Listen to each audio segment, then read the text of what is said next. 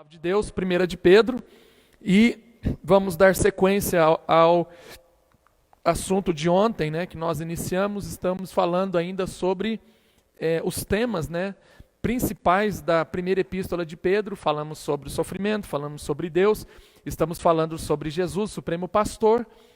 Então ontem nós já falamos a respeito qual que é a visão que Pedro tem, Pedro tem muito a dizer a respeito da obra de salvação de Jesus Cristo. Então ele chama Jesus como Senhor, que é o pastor, o supervisor, que aí eu frisei a questão do cuidado e supervisão, Deus, Jesus ele faz esse aspecto na qualidade de bispo, episcopós, como eu disse ontem, ele tem esse cuidado, essa supervisão, não como um chefe, de uma grande empresa, mas uma supervisão pastoral. Por isso que ele é pastor e bispo, tá? Por fim, concluímos ontem falando sobre o Kyrios, tá? Então, na perspectiva de Pedro, Jesus, ele é o Kyrios, ele é o Senhor, ele é aquele que a vida dele, de Pedro, no caso, era entregue totalmente à pessoa de Jesus Cristo. Ele pertencia a Jesus e Jesus tinha poder de decisão na vida de Pedro. Esse é o pensamento do apóstolo Pedro concernente a Jesus como Senhor, como Kyrios. Tá? Então vamos continuar a nossa exposição nesta noite. Desculpa. Então agora ele vai exortar os leitores a santificar as suas vidas a Deus, a santificar o seu coração no Senhor, santificar em Jesus. Vamos ler o capítulo 3, abra lá sua Bíblia no capítulo 3, no verso de número 15. Amém? 1 de Pedro, capítulo 3, versículo 15. Diz assim: antes, santificai a Cristo como Senhor em vosso coração, estando sempre preparado para responder a todo aquele que vos pedir razão da esperança que há em vós. Então Pedro, ele coloca aqui a ideia de que nós, como cristãos, como servos de Deus, nós devemos santificar a nossa vida a Cristo. Santificar aqui é basicamente isso que nós estamos fazendo esta semana de santidade. Santificar dá a ideia de ser separado, santo, Eu sou separado a alguém. No caso, ele coloca aqui a pessoa pela qual nós devemos nos santificar. Santificar a Cristo. Todo cristão, Pedro tem isso em mente, que todo cristão, ele deve santificar a sua vida ao Senhor, num dado momento da sua história. Não apenas em tempos de convocação, como esse que nós estamos fazendo, é uma santa convocação. Vocês foram convocados a separar essa semana para Jesus, e dentro desta semana, nós então santificamos a nossa vida a Deus. Mas não é apenas nesse tempo, nesse período, nesse momento em que nós devemos santificar, mas nós devemos santificar a nossa vida. Ele coloca aqui, como Senhor em vosso coração, porque quando nós separamos, nós nos alimentamos de Deus, nós nos alimentamos da palavra de Deus e estamos prontos para responder a todos que pedirem a razão. A ideia aqui não é um confronto, uma ideia maluca de que você não tem a mínima noção do porquê que você está se santificando, mas Pedro está dizendo que ao perguntarem a razão da vossa esperança, ou a razão da esperança que há em vocês, que há em vós, é algo racional. Eu tenho que ter certeza do que eu estou fazendo. Então eu estou me santificando. Qual que é a razão da minha santificação? Agradar o coração de Jesus. Eu estou me santificando porque eu creio em Jesus, que Ele é o Filho de Deus e que Ele exige essa postura de nossa parte no nosso papel enquanto cristãos. Amém? Então ele vai dizer que todo cristão, todo crente precisa se santificar ao Senhor Jesus. Você tem que santificar a sua vida ao Senhor Jesus. Eu preciso santificar a minha vida ao Senhor Jesus, independente de convocação ou não. Eu preciso ser santo porque Ele é santo, e nós vamos ver isso também mais à frente. Ok? Um outro ponto que eu quero falar com vocês é a respeito da predestinação de Jesus. Eu disse ao longo desses dias, nesses estudos bíblicos, que nós fomos predestinados, mas Cristo também, ele foi eleito por Deus. E interessante, agora eu vou tentar explicar para você um pouco mais a respeito desse assunto. Jesus, ele foi predestinado antes da fundação do mundo, e ele fora revelado antes do fim dos tempos, e agora ele é revelado para nós, ou seja, ele ocupa um lugar especial, Jesus, ocupa um lugar especial no programa de Deus, e um relacionamento especial com Deus. Em outras palavras, ele era o precioso escolhido de Deus. Vamos ler o capítulo 1, versículo de número 20. Abra aí a sua Bíblia, 1 de Pedro 1, 20, e depois nós vamos virar a página e vamos para o capítulo 2, versículo de número 4, para a gente tentar entender, analisando o texto sagrado, qual é essa ideia de Cristo já ter sido eleito ou predestinado antes da fundação do mundo.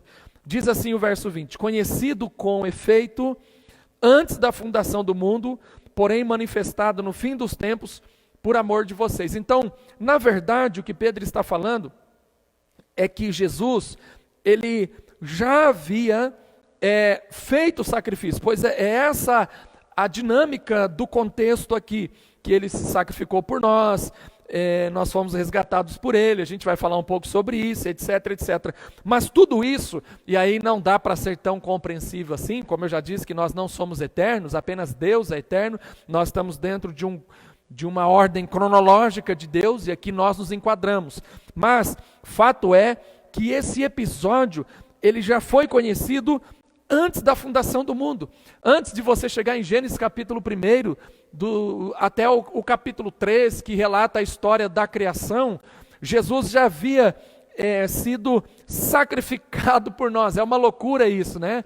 Tentar entender isso de uma forma tão passiva assim, ou pacífica desta maneira. Mas ele foi morto, ele já pagou o preço por nós antes da fundação do mundo. Então, o que acontece dentro desse período? Por que ele vem para realizar para morrer na cruz do Calvário? É simplesmente para confirmar. Por isso que lá no final, quando ele está na cruz, as suas últimas palavras Pai, está consumado, teletestai, em grego, significa que já consumou, que ele consumou, ele inicia esse projeto antes da fundação do mundo, e ele conclui no tempo presente, como Pedro vai colocar aqui, e isso vai ser manifestado lá no final dos tempos, que aí já o juízo final e etc. Mas ele vem para cumprir com aquilo que estava escrito, anunciado pelos profetas, porque todo o Antigo Testamento apenas joga luz no Novo Testamento. Todos os sacrifícios que eram realizados apenas era uma pré-figuração daquilo que iria acontecer através da pessoa de Jesus. Então ele faz esse ato salvífico antes da fundação do mundo, e ele vem em carne e ele conclui a obra da salvação da humanidade. Bom, aí entra vários aspectos teológicos, várias discussões, que eu não vou entrar nesse mérito, até mesmo porque não temos tempo hábil para isso, mas podemos discutir num outro momento, se assim você achar necessário.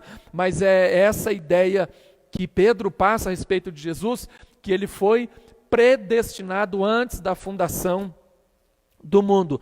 E lá no capítulo 2, no versículo 4, Pedro vai dizer assim, chegando-vos para ele a pedra que vive, rejeitada assim pelos homens, mas para Deus eleita e preciosa. Interessante essa expressão, porque embora Jesus fosse rejeitado pelos homens, para Deus, ele é predestinado, ele é eleito, ele é a primazia, ele é o primado de toda a estrutura da predestinação, da eleição. Por isso que ele é posto aqui como algo precioso, eleita e preciosa. Lembre-se que eles estão falando aqui de pedra. Então, quando compara Jesus a isso, está dizendo que Jesus é uma pedra preciosa. Esse ano eu tive o privilégio de conhecer uma indústria de pedras preciosas em Jerusalém. É um negócio fora do normal, é fantástico. Eu não sei se vocês sabem, mas os judeus eles são responsáveis pela lapidação, pelo trabalho artesanal de pedras basicamente preciosas do mundo todo, né? Eles sabem trabalhar e são referência no mundo com relação a isso. Então, nós fomos conhecer uma dessas indústrias. E aí, os responsáveis nos levaram até as pedras que ficam para serem comercializadas, mostraram como que ela chega até na indústria e etc. E foi caminhando até finalmente chegar ao ponto máximo do esculpimento daquela pedra preciosa. É um negócio lindo, enche os olhos. É lógico que é todo cheio de segurança, algumas ficam em cofres e etc. Mas é isso que Pedro está dizendo, que Jesus ele é uma pedra preciosa. A eleição de Jesus para Deus é algo precioso. Então, quando ele está falando isso, ele está se referindo às pedras que os homens rejeitam, jogam fora, porque eles acham que elas não são boas, mas aquela pedra para Deus ela é boa, e ele pega, ele trabalha, ele lapida, e ela fica preciosíssima, e não há preço para pagar isso. Daqui a pouco nós vamos voltar nesse assunto sobre preço, e você vai entender como que o texto ele vai se encaixando, uma referência dá alusão a outra, uma ilustração, ela ilumina a outra, uma palavra, ela sempre vai se encaixando e traduzindo e trazendo clareza às demais. Então Jesus, ele é o escolhido de Deus, ele é um predestinado de Deus e ele é um escolhido de Deus extremamente precioso. Amém? Vamos lá. Pedro também apresenta Cristo que ressuscitou. Esse aspecto da ressurreição, a gente vai gastar um tempo aqui para conversarmos sobre isso, porque isso é extremamente importante também. Então, o texto vai dizer aqui no capítulo 1, abra aí no capítulo 1, percebe que o verso 3 está cheio de notas teológicas, né? Então, a gente sempre volta no versículo 3 e vamos caminhando nos demais versículos que vão se encaixando, a partir do verso de número 3. Então, vamos ver aí o verso 3 de novo. Que diz assim: bendito o Deus e Pai de nosso Senhor Jesus Cristo, que segundo a sua muita misericórdia nos regenerou para uma viva esperança mediante a ressurreição de Jesus dentre os mortos. Irmãos, esse assunto é um dos assuntos mais relevantes das Sagradas Escrituras, a ressurreição de Jesus. Porque basicamente tudo que nós entendemos toda a nossa esperança acerca de uma vida eterna está linkado a isso. Está linkado ao batismo, que é a morte, né? Quando nós saímos da água, é uma alusão à ressurreição, a uma nova vida e etc. Então Jesus, quando você olha para Jesus como Cristo ressurreto, existem implicações aqui extremamente importantes que vão alimentando a nossa fé e vão fazendo com que enche o nosso coração de esperança. Para quê? Para suportar o sofrimento. Por isso que Pedro ele vai fazer questão de colocar a última parte do versículo, a ressurreição, mediante, né, por meio ou através da ressurreição de Jesus Cristo dentre os mortos.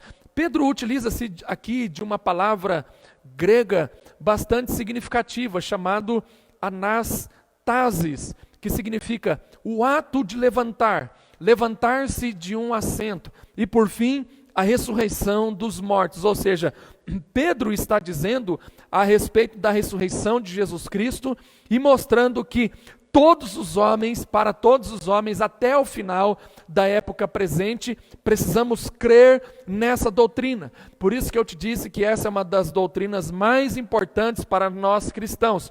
Porque, como disse o apóstolo Paulo, se Cristo não ressuscitou, em vão é a nossa fé e em vão é a nossa pregação. A mensagem do Evangelho, ela está ligada à ressurreição dos mortos, porque todo ser humano vai morrer. Você que está me assistindo nesta noite e não tem certeza aí dessa questão sobre salvação, não tem certeza sobre as questões de Jesus, acredita nele ou não e etc. Isso não é relevante, porque uma coisa você tem muita certeza de que todo mundo vai morrer.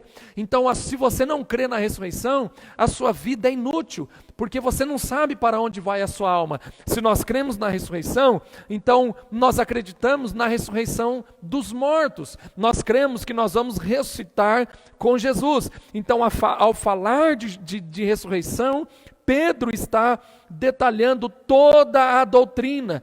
Vamos ler o capítulo 3, versículo 22, para que você possa entender. Quando Pedro fala acerca da ressurreição de Jesus, que é a base da nossa fé, a ressurreição de Jesus, porque nós vamos ressuscitar com ele também, nós cremos assim. Se nós não pensarmos assim, toda a nossa fala é em vão.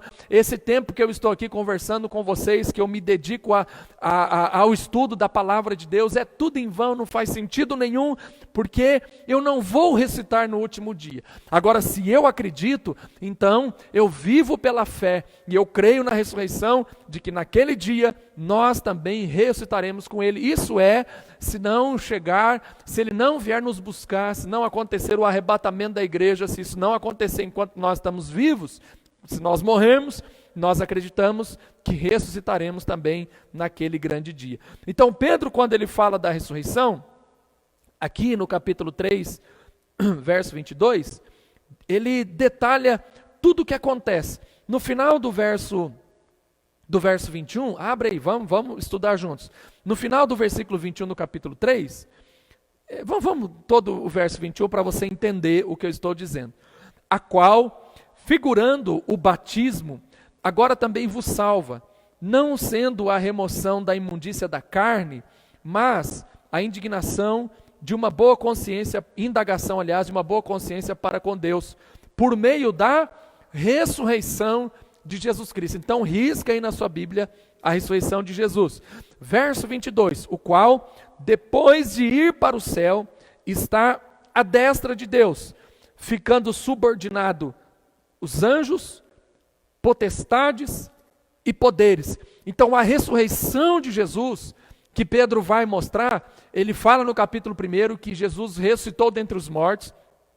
Aqui, mais uma vez, ele fala que nós também, pela figura do batismo, nós também ressuscitaremos, porque foram removidos de nós os nossos pecados, a acusação, a imundícia da carne, e agora de boa consciência para com Deus, por causa da ressurreição de Jesus. Presta atenção, boa consciência, ou seja, a minha mente está limpa, porque eu creio que pelo fato de eu ter entregue a minha vida a Jesus, Ele me salvou, Ele me regenerou, que nós já vamos falar sobre isso, Ele escreveu meu nome no livro da vida, agora eu sou salvo, a minha consciência está boa para com Deus, não por causa das minhas obras, mas por causa da minha fé em Jesus. O que é o batismo? Por que existe o batismo? Nós poderíamos estudar sobre isso na carta de Pedro, mas eu não vou.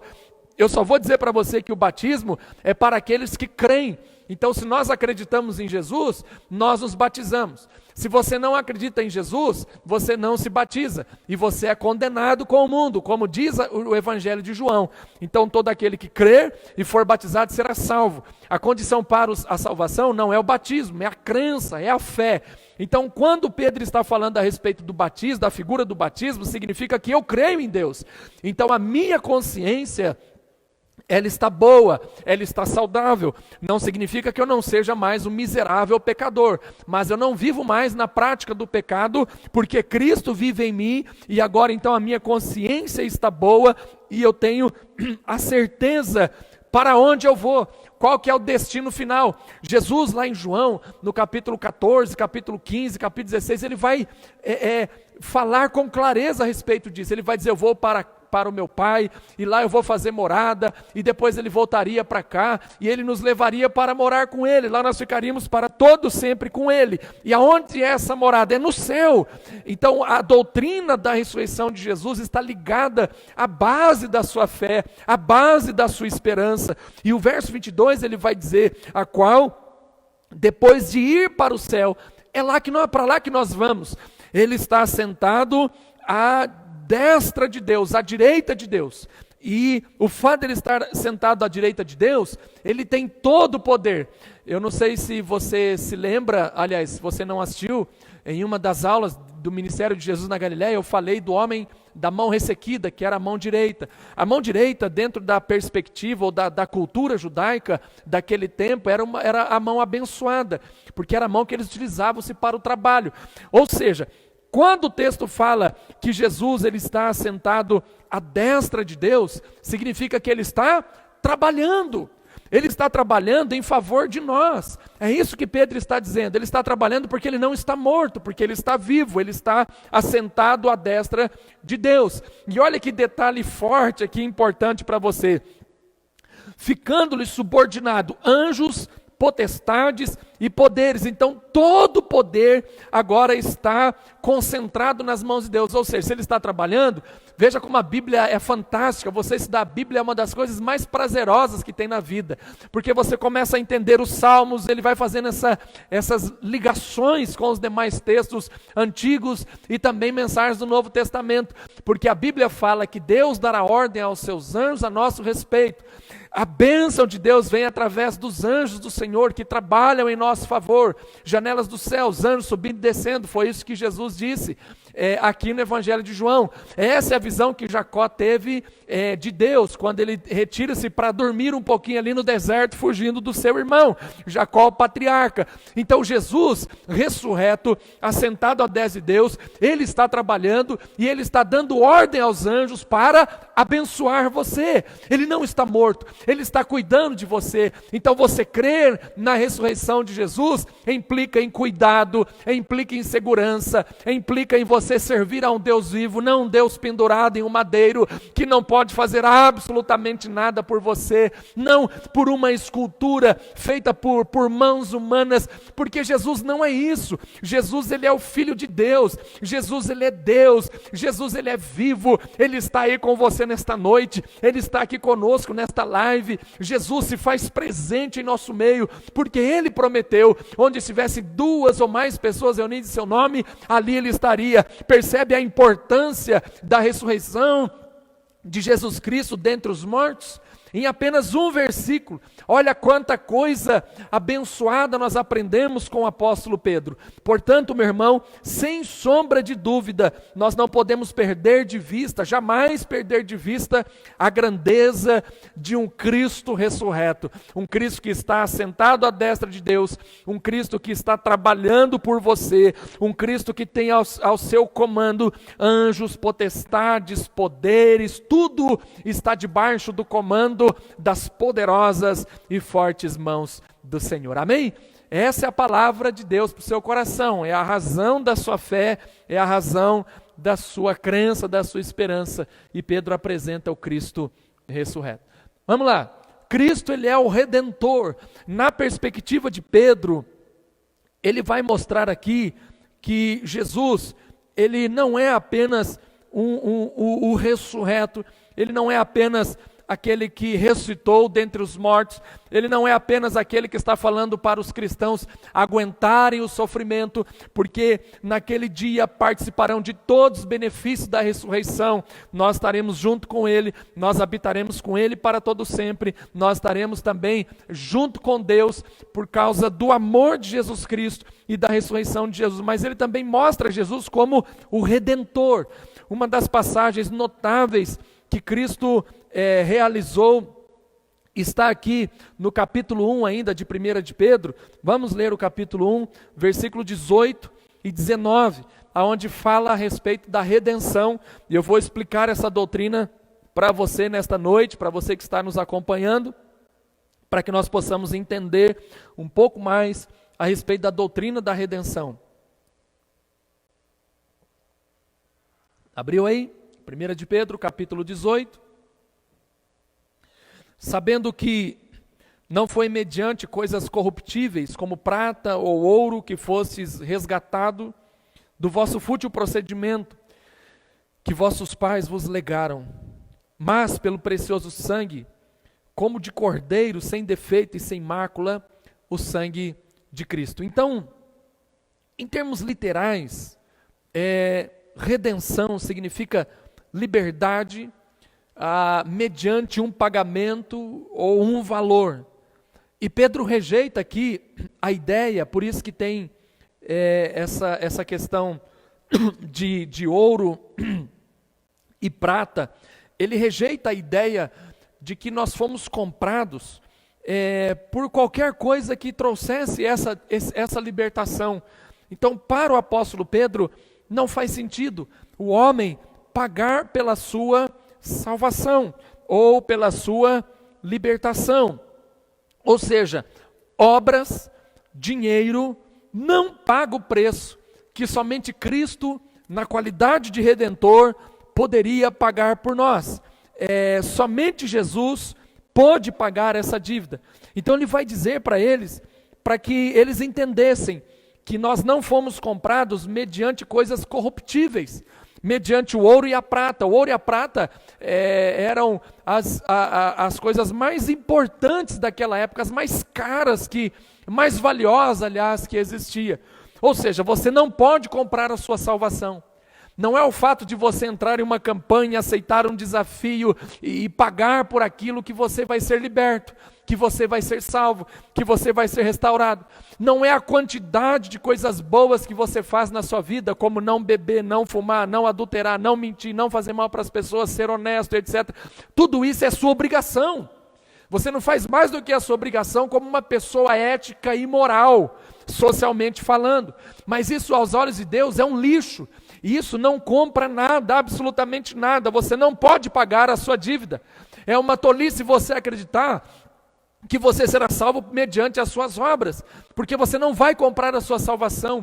Ele pagou pelo precioso sangue, já está pago, já está pronto, já está consumado, já está tudo realizado, já está tudo feito. Jesus, Ele é aquele que tem o poder para pagar a nossa dívida, para nos resgatar do império das trevas, da morte eterna, do afastar-se de Deus, de uma vida sem compromisso, sem entendimento, sem piedade, sem misericórdia.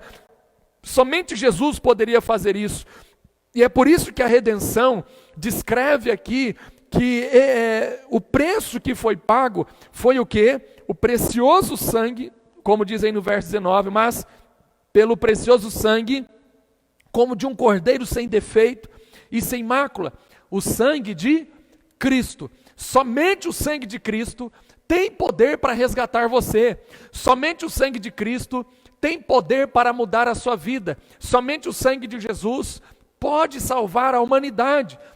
Pode inventar aí injeção, vacina, inventar o que for.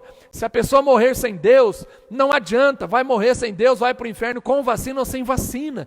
Agora, se você entende que o sangue de Jesus, Ele te perdoa, Ele te santifica, Ele purifica os seus pecados, e é simples assim, viu meu ouvinte, meu irmão? É simples assim, basta você reconhecer que você é um miserável pecador e que você precisa do precioso sangue de Jesus para a sua redenção, para pagar o preço, para o seu resgate, e a partir daí você então terá a vida eterna com Cristo Jesus. E Pedro vai dizer que não é pela prata, não é pelo ouro, não são por coisas corruptíveis, ou seja, as suas obras, nada disso faz sentido, mas sim pelo precioso sangue de Jesus. Então, vamos entender mais, falar mais sobre isso. O sangue do sacrifício no Antigo Testamento, ele constituía-se em uma pré-figuração do sacrifício vicário de Jesus, derradeiro,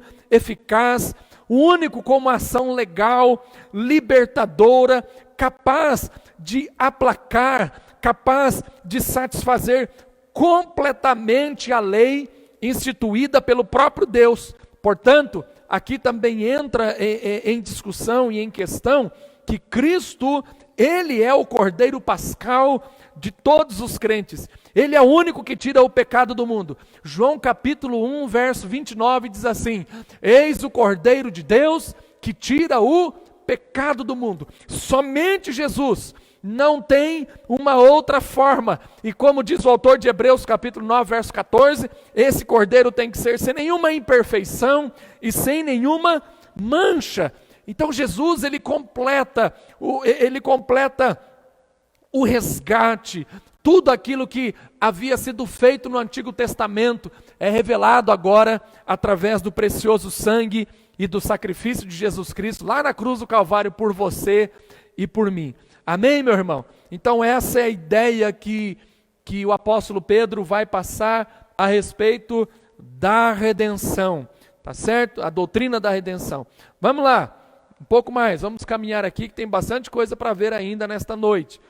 Então a carta de Pedro, eu já disse, do sacrifício através do sangue, a carta de Pedro evidencia que a salvação, ela é pela fé, e não é por meio de obras. Ele está em concordância com aquilo que o apóstolo Paulo vai dizer em Efésios capítulo 2. Tá? Salvação, ela é pela fé, ela não é por meio de obras para que ninguém se glorie disso. Então não é o quanto de obra que eu faço que evidencia que eu sou salvo, mas o fato de eu ser salvo, a evidência está através das minhas obras, correto? Nunca faça o inverso disso, tá? Embora tenha feito aqui um trocadilho filosófico, mas é assim mesmo, ok? Então vamos ler o texto, capítulo 1, volta lá no capítulo 1, aliás, já estávamos no capítulo 1, versículo de número 5, capítulo 1, verso 5, diz assim: que sois guardados pelo poder de Deus mediante a fé para salvação.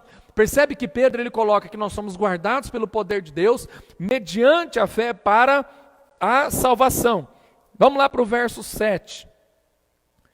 Para que uma vez confirmado o valor da vossa fé, muito mais preciosa do que ouro perecível, mais ele volta a falar sobre isso, mesmo apurado pelo fogo, redunde louvor, glória e honra na revelação de Jesus Cristo, ou seja, na salvação, revelação de Jesus, né? Revelação é Apocalipse, no Apocalipsóis de Jesus, é ali que é a plenitude de nossa salvação, tá certo? Então Pedro, ele coloca aqui que a salvação é pela fé, que a salvação não é por meio de obras, não há possibilidade de você ser salvo através das obras, a evidência de que você é salvo é que você pratica as obras, você não pratica as obras para evidenciar que você é salvo, é o contrário disso, e é isso que Pedro está ensinando a eles. Então, pelo fato de eles serem salvos, o que eles precisavam fazer? Eles precisavam então suportar o sofrimento, realizando as boas obras, que são a prática da vida cristã, que nós vamos conversar no sábado. Sábado a gente vai partir para a prática da vida cristã, uma vez que eles foram esclarecidos a respeito de toda essa questão temática, doutrinária, teológica, a respeito do que está acontecendo com eles, mostrando o sofrimento, apresentando que Deus está junto, que Jesus está trabalhando por eles, que o Espírito Santo está os auxiliando, agora eles têm condições de praticar a razão da vossa fé, tá certo? Então no sábado, se Deus assim permitir, nós falaremos sobre isso, tá bom? Dando sequência a essa exposição bíblica da carta de 1 de Pedro, dos temas principais de 1 de Pedro, tá bom? Então, há uma outra questão aqui, e a gente precisa entender que Pedro vai dizer que o Espírito Santo, ele está na vida dos cristãos, e por causa disso, eles já desfrutam dessa salvação. Vamos ler o versículo 9 e 10 do capítulo 1. Diz assim o versículo 9, leia aí na sua Bíblia. Obtendo, pode ser que as nossas traduções sejam diferentes, tá? Não se preocupe, não é pecado, tá bom? Existem várias traduções. Obtendo o fim da vossa fé, a salvação da vossa alma. Ou seja, Pedro está evidenciando que a salvação é pela fé. Versículo 10, foi a respeito desta salvação que os profetas indagaram e inquiriram, os quais profetizaram acerca da graça a vós outros destinadas, correto? Então Pedro está mostrando que ele já desfruta dessa salvação. Como assim ele já desfruta dessa salvação? Deixa eu tentar ser mais claro, mas depois nós vamos voltar nesse assunto, tá? Quando você entrega a sua vida a Jesus, naquele exato momento você é salvo. Jesus, ele morreu pelos nossos pecados antes da fundação do mundo, nós já falamos sobre isso. Então, Jesus morreu pelos seus pecados, não foi apenas um ato isolado ali na cruz do Calvário, mas ele morreu pelos seus pecados cometidos no passado, no presente e no futuro. Ele não vai morrer de novo, correto? Até aí tudo bem? Agora, a questão é que quando você entrega a sua vida a Jesus, nesse exato momento você já é salvo. Então entra aqui um conflito ou uma questão escatológica, conflitante, que todo ser humano vai enfrentar, e eles enfrentaram isso, os apóstolos enfrentaram isso, porque conosco não é diferente, que é aquele dualismo entre o já e o ainda não. Ou seja, nós já somos salvos, mas ainda não. Deu para entender? É um conceito filosófico, tá? Mas é assim mesmo. A gente usa a filosofia dentro da teologia para esclarecer melhor o nosso entendimento. Então eu já sou salvo. Por que ainda não? Porque ainda haverá a plenitude dos tempos. Então eu sou salvo no exato momento em que eu entrego a minha vida para Jesus. Eu tomo posse da minha salvação. No entanto, eu ainda serei salvo, porque isso vai ser revelado lá na plenitude dos tempos. Ou seja, como nós lemos no verso 5, o verso 5 diz assim, que sois guardados pelo poder de Deus, mediante a fé, para a salvação, preparada para revelar-se no último tempo. Então, a salvação, na verdade, ela será completa somente na vinda de Jesus. Porque eu sou salvo, como eu disse ainda não, porque eu estou aqui no mundo. E aí entra aquelas questões que Pedro vai colocar a respeito do peregrino, que nós vamos ver na doutrina do Espírito Santo, e forasteiro. Então nós estamos peregrinando, nós somos forasteiros, nós não habitamos aqui, nós somos salvos, mas ainda não chegamos lá. Então essa é a ideia, você já é salvo. Nesse processo, para o cumprimento da salvação, e não há contradição aqui, porque Paulo vai dizer isso também, eu não vou citar os textos, mas só citar a passagem, que Paulo vai dizer que nós estamos desenvolvendo a nossa salvação, não no sentido de aprimorar, porque o sacrifício de Jesus, ele é perfeito. Se você tem que aprimorar a sua salvação, você anula o sacrifício de Jesus, e o sacrifício de Jesus, ele não é perfeito. Então, não é essa a ideia que Paulo vai dizer, que está falando, quando ele vai falar de aperfeiçoar, mas é a ideia de santidade, é a ideia de santificação. Então, até aquele grande dia, até chegar aquele tempo, aquele momento que nós vamos nos encontrar com Jesus, seja no céu, seja na terra, ou depois de morto, isso não importa, é somente lá que a revelação da nossa salvação, ela será completa, entendeu? Então você começa hoje, é como se fosse um nascimento, né? Você nasceu, você é um ser vivo, e aí você vai caminhando até a morte, entende? É basicamente isso que Pedro está colocando aqui para eles, ou seja, está dizendo para eles, olha, vocês fiquem firmes aí. Vamos dar uma olhada no verso 13? No verso 13 ele fala a mesma coisa que ele diz aqui no verso de número 5, versículo 13, a parte B do versículo, ele coloca da seguinte maneira, esperai inteiramente na graça que vos está sendo trazida na revelação de Jesus Cristo. Então, nós somos salvos. Percebe? Ele vai dizer, por isso, engidos de todo entendimento, sede sóbrios e esperai inteiramente na graça. Sede sóbrios é a mesma palavra que ele usa no capítulo 5 para falar a respeito do diabo, né? Para você vigiar, sede sóbrio, vigiai, o diabo, vosso adversário, está ao seu redor. Sobriedade, clareza. Uma pessoa sóbria é o contrário de uma pessoa alcoolizada. A pessoa que está alcoolizada, a sua mente, ela não está clara, ela não tem reflexos, ela não tem percepção, ela não consegue responder aos seus sentimentos, ao toque, etc. Ela não tem essa capacidade. Uma pessoa sóbria é aquela que está atenta, está percebida, ela consegue entender tudo que está ao seu redor, todos os seus sentidos que traz a percepção ao indivíduo, estão funcionando conforme o seu cérebro está ativo. Então, sobriedade, esperando inteiramente, com inteireza, com totalidade, sabendo que já foi salvo, agora ele está desenvolvendo a sua salvação na revelação de Jesus. Então eles deveriam viver o sofrimento, entendendo que o sofrimento geraria neles o crescimento, e tudo isso está linkado à fé que esses homens têm, para que eles pudessem chegar ao pleno conhecimento. Então, percebe a construção. Ele tem fé, ele confia em Jesus, ele sabe que ele ressuscitará no último dia, ele crê na redenção, ele crê no sangue, na aspersão do sangue, e agora ele entende com clareza essa questão da salvação de Jesus Cristo. Então ele sabe que ele já é salvo, mas ainda não chegou à plenitude desta salvação. Então, o ensinamento, agora é uma pastoral, uma doutrinária, tá? O ensinamento de que você ainda não é salvo, ele é contraditório às Sagradas Escrituras. Isso nós chamamos de heresia. Você é salvo. O que acontece é que você está desenvolvendo a sua salvação, que ela será plena apenas na revelação. É o já e o ainda não. Você vai encontrar isso em João, você vai encontrar isso em Paulo, e aqui em Pedro é muito evidente esse assunto, ok? Vamos continuar? Estou sendo claro, eu sei que não dá eu não verei você me respondendo, né?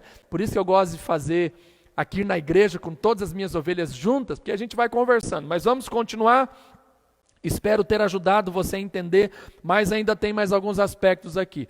Então, Pedro vai apresentar agora, olhando nessa ideia de Jesus, de que o fim estava próximo, que haveria o dia da visitação, ou o dia da salvação, onde eles receberiam a coroa de glória do Supremo Pastor. Então, você tem que entender uma coisa: nós não sabemos o tempo.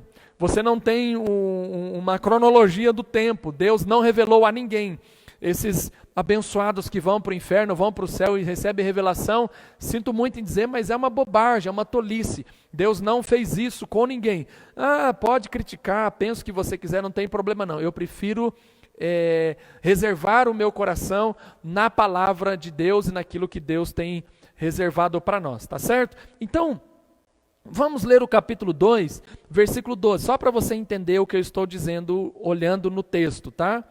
Diz assim, capítulo 2, versículo de número 2: mantendo exemplar o vosso procedimento no meio dos gentios, para que naquilo que falam contra vós outros, como malfeitores, observando as vossas boas obras, glorifique a Deus no dia da visitação. Então Pedro está dizendo para eles: olha, o fim está próximo. Então eles vão falar de vocês, eles vão criticar vocês, mas mantenham um bom procedimento, fiquem firmes na fé, porque o dia da visitação já está chegando, e nós chegaremos todos diante dele, do reto juiz, e ali nós prestaremos conta, e olha, esse prestar de contas é para nós recebermos uma coroa, a coroa da vida. Vamos dar uma olhada aí no capítulo 4, versículo de número 7, 4, verso 7, que diz assim: ora, o fim de todas essas coisas está próximo, sede portanto criteriosos e sóbrios, mais uma vez o verbo sóbrio, tá? E bem em vossas orações. Então Pedro continua exortando eles: olha, o fim está próximo. Percebe a escatologia aqui? Mais uma vez ele volta a falar: o fim está próximo, sejam criteriosos. Criterioso é você buscar coisas que de fato são importantes, são valorosas. Eu tenho um critério para o meu tipo de comportamento, para meu tipo de esperança. E aí ele vai dizer, sede sóbrios, aquilo que eu já expliquei, e bem em todas as vossas orações. Continue orando, é o meio de comunicação, é a forma que você vai falar com Deus.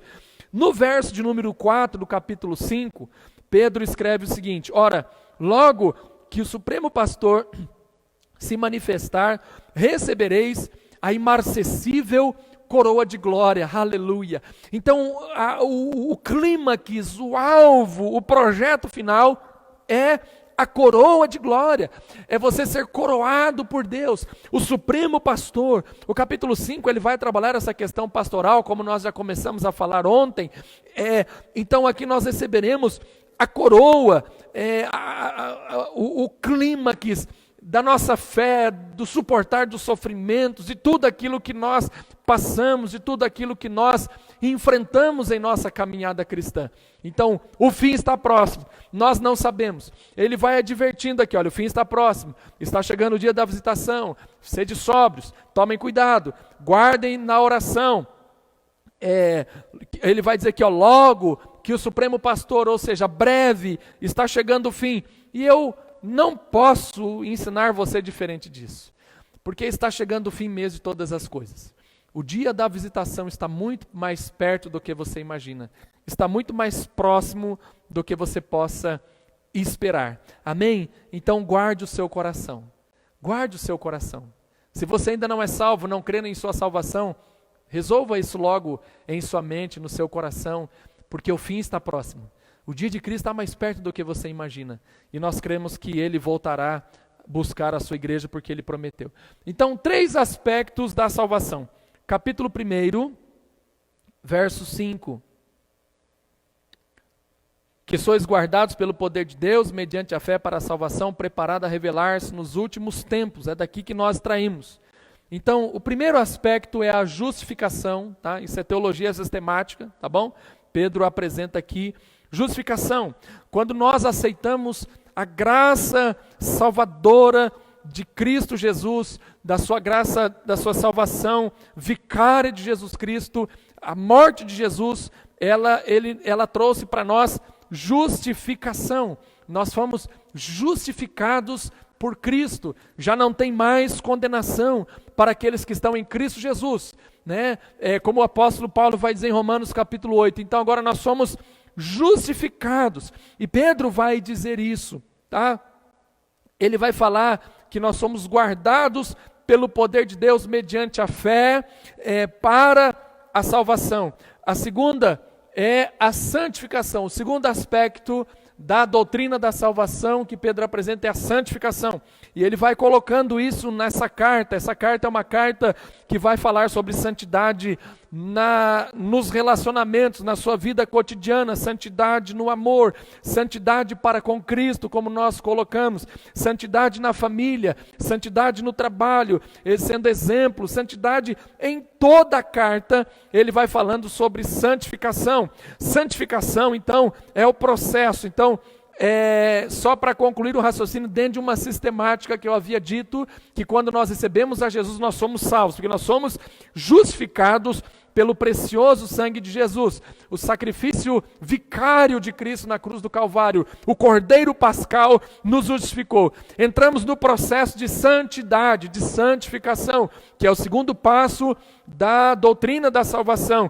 Esse processo faz com que nós nos tornemos semelhantes ao nosso Salvador ao longo de nossa peregrinação terrena. Nós somos forasteiros, estamos peregrinando. Então, à medida que você vai peregrinando, você vai se tornando uma pessoa mais próxima de Jesus, com os aspectos éticos, morais, com os aspectos religiosos, espirituais, etc. Isso chama-se santificação. Você vai se aproximando dele. E, por fim, o último aspecto da doutrina da salvação que Pedro apresenta aqui para nós terminarmos, que é a glorificação. O que é a glorificação? É o encontro definitivo e eterno com o nosso Senhor e Salvador Jesus Cristo. Quem garante nossa salvação é Deus. Quem garante a nossa salvação é o Senhor. Então, a glorificação é mais no aspecto escatológico. E Pedro está apresentando aqui a escatologia, tá? E que é a respeito da glorificação, essa salvação. Então Pedro vai utilizar aqui, quando ele vai falar sobre protegido, ele utiliza aqui um verbo grego, frou ourel, que significa ser protegido, ser guardado. E ele utiliza esse verbo no tempo passivo. Isso apresenta uma clara constatação do poder de Deus sendo dirigido e guardado e preservando os santos, preservando os seus para o dia da glorificação, para o dia de nos encontrarmos com Jesus. É por isso que, e aqui você entende as palavras de Jesus em sua oração sacerdotal, quando ele vai dizer: Pai, nenhum do que o Senhor me deu que o Senhor confiasse a mim, o que o Senhor me deu, se perdeu. Mas por que nós não nos perdemos? Ele vai dizer, a não ser o filho da perdição. Por que nós não nos perdemos? Porque Deus, Ele preserva a sua vida para o dia da glorificação. Ah, mas aí então eu posso pecar, posso fazer... Lógico que não, meu irmão, que bobagem é essa? Deus nos preserva e em resposta a esse amor tão grande, a esse cuidado de Deus, nós não vivemos uma vida de pecadores inanimados, mas nós vivemos uma vida de santidade, uma vida de purificação, uma vida de cuidado, e Deus vai te preservando para o dia da salvação. Deus não perde ninguém, entenda isso. Por isso que vem a questão da glorificação. A justificação foi Jesus quem fez, a santificação somos nós quem fazemos, a glorificação é o Senhor quem vai fazer. Ele voltará a buscar a sua igreja, e nesse processo em que nós estamos aqui no processo de santificação, quem nos dá o suporte, ou quem nos preserva, é Deus, é o Espírito Santo, que nós vamos estudar amanhã. Ele vai falando para você, Ele vai direcionando você, Ele vai te preservando, e você tem o livre-arbítrio de dizer para o Espírito Santo, não, eu não quero fazer isso, eu quero fazer isso, eu quero pecar, eu quero me comportar de determinada maneira. Você tem essa liberdade, é claro que você tem. Nós não somos uns robôs, mas nós somos responsáveis, e Deus vai cobrar de nós todo o nosso mau procedimento, mas mesmo dentro de um mau procedimento, Deus nos preserva, porque Ele tem um plano eterno e glorioso para você e para mim. Amém, meu irmão? Então era essa o esclarecimento ou a visão que Pedro tem a respeito da salvação que ele encontra somente em Cristo Jesus. Amém?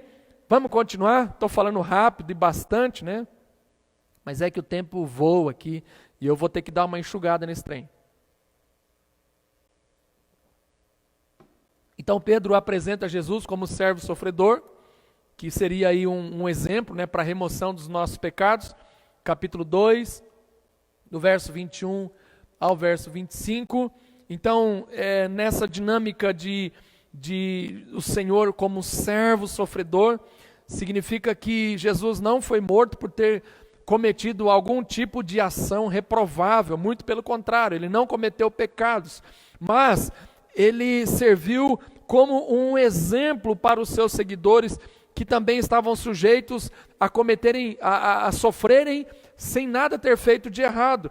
É por isso que Pedro vai colocar do capítulo 2, do versículo 21 ao versículo de número 25, ele apresenta Jesus como o servo sofredor, como um exemplo, porque assim como Jesus, ele sofreu simplesmente por causa de sua profissão de fé no Deus Pai e no propósito de Deus para a sua vida, nós também sofremos pelo simples fato de termos entregue a nossa vida a Jesus. Então o Salvador deu o exemplo, ou seja, logo nós também temos que suportar esse sofrimento, e o sofrimento é um sofrimento presente, sempre lançando luz para aquilo que haveria de ser revelado lá no futuro. E Jesus sofre tudo isso calado, ele não revida, né? Ele sofre, ele carrega os nossos pecados, ele morreu a nossa morte. Eu vou colocar aqui os slides, caso você queira copiar, né? Fazer as suas anotações, mas ele sofre tudo isso calado. Capítulo 2, versículo 23, capítulo 2, 23 diz assim: pois ele, quando ultrajado, não revidou com o traje, quando maltratado, não fazia ameaças, mas entregava-se àquele que julga retamente. Pelo amor de Deus, nós estamos extremamente longe de seguirmos o exemplo de Jesus. Uma vez que eu estou colocando ele aqui como servo sofredor, e o sofrimento dele serve para nós de exemplo, o texto vai dizer, aqui no verso 23, que quando ele era injuriado, ele não revidava. Quando ele era maltratado, ele não fazia ameaças. E o cristão contemporâneo, ele é extremamente oposto disso. A gente vê líder aí na televisão, ameaçando as pessoas, e que se dizem homem de Deus, e fala que é mentira, ele mesmo faz atrapalhada, e aí vai querer dizer que é mentira, né? Vende feijão, vende não sei o quê, faz uma tanto de coisa, e aí começa a ameaçar as pessoas que estão falando dele. Isso é um absurdo, isso é uma heresia, isso é um pecado. Se nós temos Cristo como modelo, então nosso comportamento deve ser semelhante ao de Jesus. Jesus ensinou o quê? Que se te esbofetearem uma face, dê a outra. Se te chamarem para andar 1 milha, anda 2 milhas. Se te ofenderem uma vez, 7 vezes, quanto que você tem que perdoar o seu irmão? 70 vezes 7. Mas hoje, nesses dias atuais, as pessoas não se comportam desta maneira. E Jesus, ele faz exatamente o contrário do comportamento de muitos cristãos. É tempo, meu irmão, de você rever a sua postura como seguidor de Jesus. Se ele é o exemplo, então nós temos que suportar algumas coisas calados. A justiça pertence a Deus. Ele mesmo vai dizer assim, aquele que ele entregou, né? Entregava-se àquele que julga retamente, ou seja, ele entregava a Deus. Em todos os aspectos, quando você estuda os evangelhos, você percebe que Jesus, quando ele foi exposto, ele não revida, mas ele entrega a Deus aqueles opressores, aquelas pessoas que estavam maltratando a pessoa de Jesus Cristo, amém? Então, mude o seu comportamento, não revide, né? Tem muito crente pavio curto, e isso não faz sentido nenhum. Nós não podemos nos comportar dessa maneira, mas nós temos que nos comportar de uma maneira humilde, doce, de uma maneira abençoada, porque nós temos o exemplo, temos a referência, que é Jesus Cristo, nosso Salvador. Ele carregou os nossos pecados. O texto vai dizer que Jesus, ele leva os nossos pecados para o madeiro, capítulo 2, versículo 24, carregando ele mesmo em seu corpo sobre o madeiro os nossos pecados, para que nós, mortos para o pecado, vivamos para a justiça, por suas chagas fostes sarados, né? Não vou falar aqui das chagas de Jesus, porque não dá tempo. Então aqui, mais uma vez, mostra que ele pagou o preço pelos nossos pecados, pecados, como eu já disse, que nós cometemos no passado, no presente, iremos cometer no futuro. Jesus foi o sacrifício perfeito, ele sofreu por nós, levando os nossos pecados ali sobre aquele madeiro. Pedro também vai dizer que Jesus morreu a nossa morte, como eu coloquei aqui, né? Ele morreu a nossa morte. Quando nós falamos isso, vamos abrir lá no capítulo 3, versículo de número 18. Por favor, abra sua Bíblia no capítulo 3, versículo 18. Pedro está dizendo que Jesus morreu a nossa morte, recebendo então assim, né? Ele recebe pelos nossos pecados todo o castigo que nós merecíamos, vai até ele com o objetivo de nos conduzir até Deus. Capítulo 3, versículo de número 18 diz assim: pois Cristo também foi sacrificado uma vez por nossos pecados, o justo pelo injusto, com o propósito de conduzir-nos a Deus, morto de fato na carne, mas vivificado no Espírito. Então, qual que foi o projeto aqui de Deus? O projeto de Jesus, ele morreu uma única vez pelos nossos pecados, como eu te disse, por todos os seus pecados, ele morre uma única vez, tá? O justo, ou seja, Jesus o justo pelo injusto, que somos nós, você e eu, nós somos injustos, nos tornamos justificados perante Deus por causa da morte de Jesus. Então, o propósito da morte de Cristo foi nos conduzir até Deus, nos ligarmos a Deus novamente, porque havia um abismo, existia um abismo entre Deus e o homem por causa dos nossos pecados. Os nossos pecados nos afastaram de Deus e não havia acesso a Deus. Você que é pecador, que ainda não entregou a sua vida a Jesus, você está longe de Deus, afastado de Deus. A única maneira para você se reconciliar com Deus é através do sacrifício de Jesus. Não tem mulher que te leve até Deus, não tem pastor que te leve até Deus, não tem apóstolo que te leve até Deus. O que te leva, o que te te conduz novamente até Ele é Jesus. É isso que Pedro está dizendo.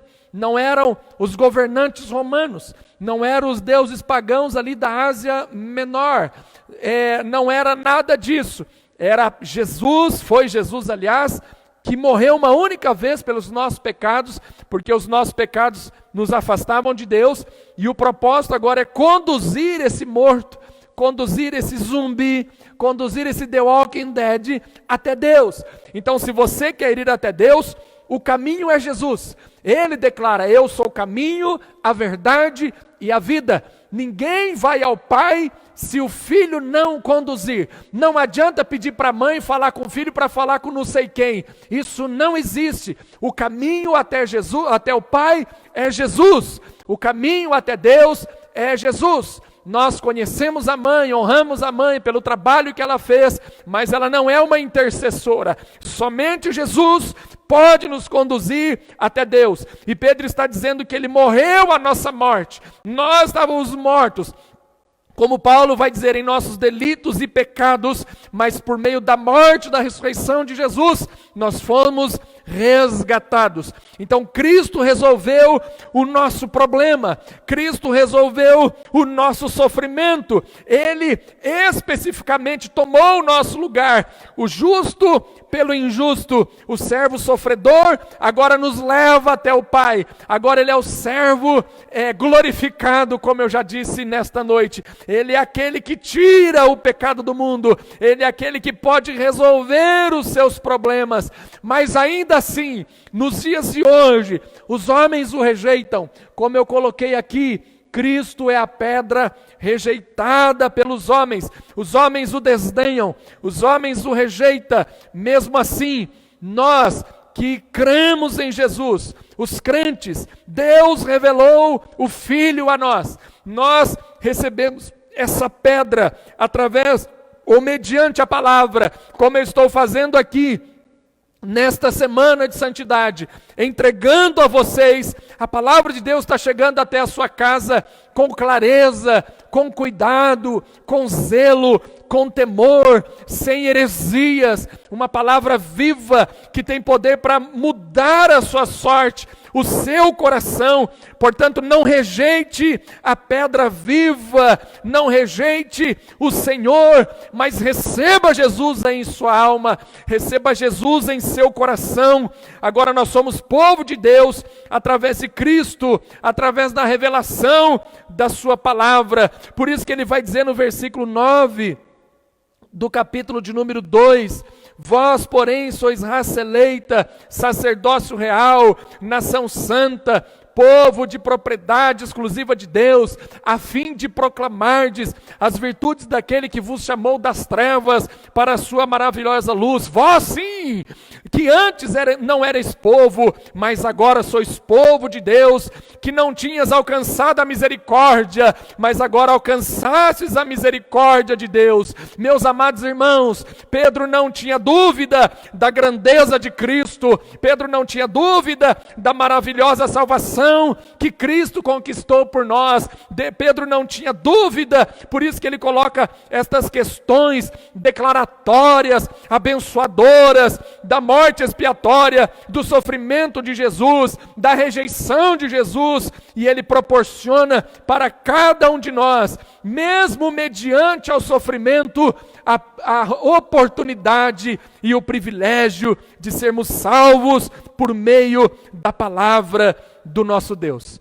Eu quero concluir esta mensagem nesta noite, dizendo para você uma coisa: não rejeite o Filho de Deus, não rejeite a Jesus Cristo. Meus irmãos, o texto vai dizer aqui para o nosso coração nesta noite. Vamos ler o texto, o capítulo de número 8, o capítulo de número 2. Nós vamos ler aqui, para concluirmos essa mensagem. Eu quero ler com você nesta noite o capítulo 2, para que você entenda claramente que você não pode rejeitar Jesus. Diz assim: chegando-vos para ele a pedra que vive, rejeitada assim pelos homens, mas para com Deus eleita e preciosa. Versículo 5, também vós mesmos, como pedras que vivem, sois edificadas, casa espiritual, para ser de sacerdócio santo, a fim de oferecer uns sacrifícios espirituais agradáveis a Deus, por intermédio de Jesus Cristo. É Jesus. É Jesus, o intermédio é Jesus, não tem outro caminho. Ele é o caminho, a verdade e a vida. Verso 6. Pois isso está escrito: eis que ponho em Sião uma pedra angular, eleita, preciosa, e quem nela crer não será de modo nenhum envergonhado. Para vós outros, portanto, os que credes, é a preciosidade, mas para os descrentes, é a pedra que os construtores rejeitaram, e veio a ser a principal pedra angular, e pedra de tropeço, e rocha ofensiva, ou de ofensa. São estes os que tropeçaram na palavra, sendo desobedientes para o que também foram impostos. Eu quero concluir fazendo um apelo para você que está me assistindo. Você que não tem certeza da sua salvação. Você que acha que ainda não é salvo. Ou você que acha que a salvação é só lá para o final. Não, a salvação é para agora, é para esta noite. Você que tem sentido um desejo no seu coração de mudar de vida. Você que está me assistindo nesta noite, que está sofrendo perseguições, lutas, não dorme à noite, ouve vozes. O diabo, o nosso adversário, ele tenta destruir você. É com você mesmo que o Senhor está falando. Quem sabe você está rejeitando o Evangelho há muitos anos, independente de quando você vai ver essa mensagem nas redes sociais, esse estudo bíblico nas redes sociais. Eu quero te desafiar a começar de novo, entregando a sua vida a Jesus. Ele é o caminho, Ele é o caminho, ficou muito evidente na palavra de Pedro. Ele é o caminho, a verdade e a vida, ninguém vem ao Pai senão por meio de Jesus. Ele morreu para te salvar. Ele é o nosso exemplo. E não fica com medo não. Eu vou virar crente, eu tenho que ser assim, assim, assim. Não é nada disso, é bobagem. Quando nós viramos crente, nós entramos em um estilo de vida, e Ele vai nos ajudar nesse processo de santificação, de rumo à eternidade, de caminhar com Cristo. E Ele te convida nesta noite a fazer uma aliança com Ele, a entregar o seu coração a Jesus. Aí sim, Jesus escreverá o seu nome no livro da vida, e a partir de então, todos os seus dias serão abençoados pelo Senhor, com ou sem sofrimento, isso não importa. O mais importante é aguardar na esperança vindoura, aquele grande dia que nos encontraremos com o Senhor. Eu quero orar por você nesta noite. Feche seus olhos. Pai, esta pessoa que está me assistindo nesta noite, ou nesta manhã, ou nesta tarde, não importa o dia, eu quero entregá-la diante do teu altar, Deus. E eu te peço, Pai, que o Senhor a receba em teus eternos decretos. E que o Senhor escreva o nome desta pessoa, pecadora, arrependida, no livro da vida. E que a partir desta noite ela seja salva pelo poder do Evangelho. E que ela tome um posicionamento e ela receba. Ela não rejeite a pedra, ela não rejeite Jesus, mas que ela receba em seu coração e comece uma nova história em sua vida, Pai. Eu abençoo todos que estão nos ouvindo também nesta noite, nos assistindo nesta noite. Em nome do Pai, do Filho e do Espírito Santo, continue ministrando em nosso coração a Tua palavra, em nome de Cristo Jesus. Amém e amém.